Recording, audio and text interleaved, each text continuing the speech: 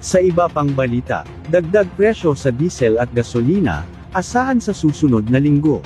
Posibleng muling tumaas ang presyo ng mga produktong petrolyo, kabilang ang diesel at gasolina sa susunod na linggo. Ayon sa pagtataya mula sa oil industry source, maaaring madagdagan ang presyo ng diesel ng 2 piso hanggang 2 pesos and 50 centavos kada litro, habang ang gasolina naman ay 75 centavos hanggang 1 peso and 25 centavos kada litro, habang ibababa naman ang presyo ng kerosene sa 13 pesos and 30 centavos kada litro.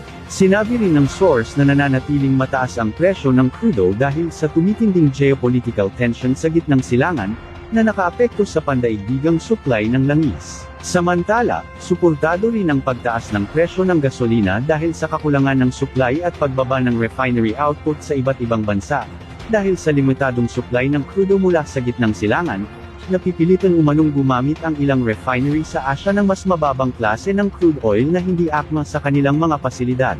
Karaniwang inaanunsyo ng mga kumpanya ng langis ang price adjustment tuwing Lunes, at ipinatutupad ito kinabukasan sa araw ng Martes.